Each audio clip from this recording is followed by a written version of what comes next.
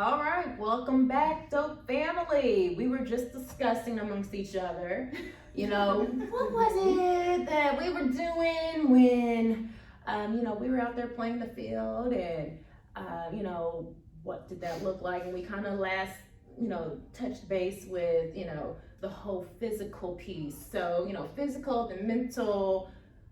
Let's hear some more about this. So, Kayla, I got time for laughing. let us know. Tell us. Yes. For you, is it physical, mental, both? I think it's eventually both, but initially you have to find someone attractive to even want to explore more with them, in my opinion.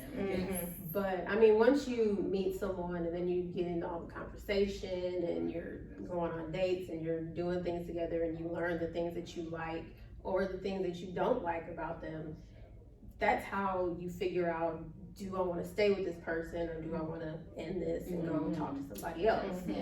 But initially you have to have some sort of attraction. I don't understand how people can say, oh no, he just looked any kind of way, and I was like, yeah, no, I can't, I don't understand.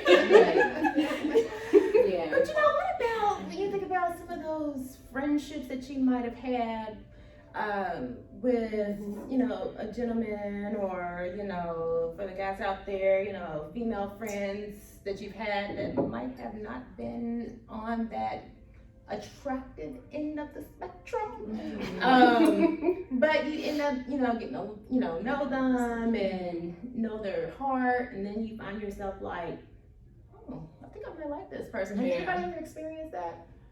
I have. I just had to be real with myself though. Like, okay, no, he's not physically what I'm looking for, but just getting to know him and see what he's about. Oh, he's a good person, good heart. But deep down, Keisha, is that really what you want? Yeah. Don't play yourself now. There you go. Because you don't want to cause problems later on. So I have to, reel it back in and just keep it as a friend, Okay, I appreciate your, gestures, compliments and all that, but Shawana, how about you? I'm trying to think back. Like I said, my little love history has issues. Well, for you, is it a physical attraction, non-physical attraction? It's both. I mean, like Kayla said, and pretty much what we've been writing here is the physical attraction first. Like, I got to be attracted to you first before you can even get my attention. I mean, I'm cool to be like, hey, keep it moving. Right. But you might get a little,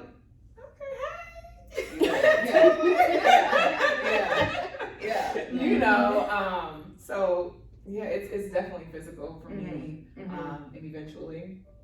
The connection. Connection, sexual. So let's break that down. Let's break it down. What does the non-physical attraction look like? I mean, it could be a number of things. A lot of things. And it just depends on the person too. Because everybody can have some lips, and I'm just be like, every time you smile, oh my, and it just the turn on. You know what I'm saying? Or it could be it could be so many different things for so many different people. Yeah. And I think you find that out along the way. Yes, that's true. So that's my opinion. I love it when you can just sit and hold a conversation with an individual on multiple topics. You're able to finish each other's sentences and you know what she or he is thinking. So I'm going to finish off. It's so good. That's right. And I'll answer like, dang, he's thinking the same thing, or she's thinking the same thing. Oh my goodness. That's right. That's right. And then before you know it, you done sat and talked for 3 hours. We were only supposed to speak for 45 minutes. And don't let him or her, y'all be on the same spiritual page. I mean, You like,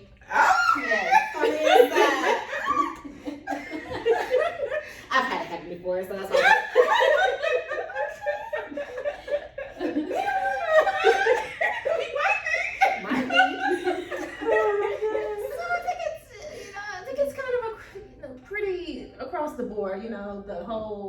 you know, making sure you're physically attracted and mentally attracted. Those seem to be, you know, Yes. very important. Oh, But the very, physical is yes. definitely like what's gonna get you to that balance. Exactly. So yeah, okay. Well, let's kind of fast forward a little bit. I mean, we're talking about, you know, how, you know, one knows that they're in love and, you know, how you're actually attracted to somebody. You know, let's get into the relationship. What do you all feel top 5 components of keeping a relationship alive?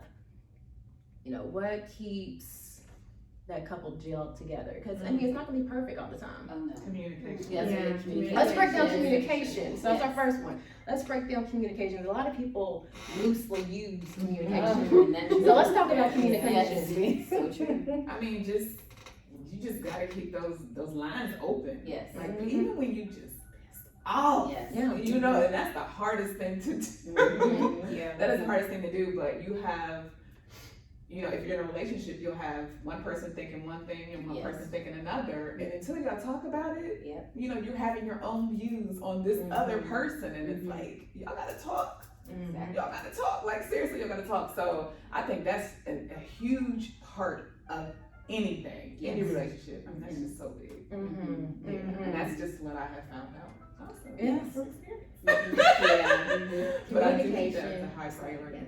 Communication and comprehension. Mm. Understand. And you can be a great communicator. Yes. If that other person can't comprehend Mhm. what you're saying, you're Mhm. talking to a brick wall. Yes. So, you Yeah. know. Mhm. I think also too, and this is like a longer, it's not one word, but y'all may disagree, but I think in a relationship there is a level of dying to yourself a little bit, being more selfless. Mhm. And I'm not saying Yeah. completely give up who you are. I'm not saying completely scratch who you are, but I do think you have to die to yourself to a point Absolutely. to properly support the other person, for them to properly support you. And with that being said, die to yourself in the sense of like going back to physical attraction. We change so much. Our bodies change. We may not always look this way. So in that next season, if our bodies change, Mhm. can you die to yourself in that relationship? Say, you know what, but I'm here and I love you and I love the other part of you, or even the part where you know that person gets ill or Mhm. and are you able to give up? Okay, I'm not going to the club this weekend Mhm. because my partner needs me. I'm gonna be here. So is it gonna be a good time? It's gonna be great for me, but this person needs me. So you know, a level of selflessness would Yes. be the term, Mhm. or dying to I like yourself a that. bit, Yeah. you know, for the other person. Again, not giving up who you are, Mhm. but just humbling a little bit, coming down a little bit to say, but you know what, I'm also going to give a little piece of myself to this other person. Mhm. And people don't think about that being a Yes. type of communication. Mm-hmm. Ah, Yeah. I love it. Yeah. I love it. What about you, You know, Taylor? one thing that I think is very important in a relationship is just being kind. Mm. Yes. Because you can find yourself in situations where, you know, you may not like where you guys are at, but at the same time, you have to, you know, put yourself in a situation to say, well, I'm gonna do this for you, and I'm gonna do it without expecting something in return. And to me, that's showing your kindness. Yes. Mm. Yes. Mm. Unconditional love. That's Yeah. Yeah. Unconditional love. Okay. Well, in you all's opinions, you know, you're in love. Ding, everything's perfect. Perfect. What do you all think can contribute to individuals falling out of love? Because it happens. I mean, you get in a relationship, everything's perfect. He or she can't do no wrong. Family can't tell you anything because you're too in love to see that he's crazy or that she's crazy. Yes. But you know, what do you think are the, you know, top things that can cause a man or a woman to fall out of love? Not listening. Ooh. Not Yes. listening. Ooh. Oh my gosh, that's a big one. Mm-hmm. Yes. It is. It's huge. It's huge. I mean, especially after a lot of people consider that nagging when you're trying to talk and you're you know, like, hey, this is where we're at, this is what we're doing, you know, and it's constant, like, Yes. I don't hear you. I don't hear you. I'm gonna keep doing what I'm doing, you know, and that's a big deal. Yeah, because your partner doesn't realize how that can make the other feel lonely, you know? Yeah. You know? And that's in any type of relationship. It is. Any type of relationship. I think It's a also- hard I thing to think do for people. It is, yeah. I had to learn myself how to listen. So it's just a really hard thing, just walking through that process and really truly like listening. Yeah. Right. Like active listening, so. Mm-hmm. It's just the little things. What else? What else? I would say also too, on top of listening, I think a lot, like a big component of falling in love, I think the two people forget their purpose, like forget what brought them there in the first place. And that's why I think it's so important that you always, I tell newlyweds that all the time, never forget what brought you together. Never forget why you all fell in love. So if that means you have to replay some moments, don't forget that, because those outside distractions come in, whether it's talks or nosy people, and they start getting in your business. Just, you have to stay that one unit and remember what brought you together. And what brought you together, it wasn't those outside distractions. It weren't, those people weren't there. It was just you two. So when you start letting those outside distractions get in, you have to remember, wait a minute, it was me and you. And you have to remember that all throughout your struggles and your tribulations, all your challenges. Just remember, well, okay, but who's going through this? Us. Like sometimes I have to challenge some of my, a friend to say, when she talks about like my in-law or friend says this, and it's like, right, but when you and your spouse or partner are going through, who's going to be going through it with you? They're not going to be there, so who's in to be you two? So just long-winded answer, but I do think it's you two. I like when you said replay those moments that brought you together. I think that's pretty dope. Yeah. That is. Let's go back to the beginning. Yes. What did we do? That got us here, so. And that is a good point to go back to the beginning, but what if it was built on Superficiality. Oh, that's a good point too. Yeah. Yeah, because it's built on halo effect. Yes. That's true. So that would cause them to fall out of love because there wasn't a solid foundation. That's true. That's true. So That's so true. So, this was a few days ago. There is an individual that I'm friends with on Facebook who likes to throw out controversial questions, and like I have to hold myself back sometimes because I know I would get real passionate commenting. Well, this time I decided to comment because I was like,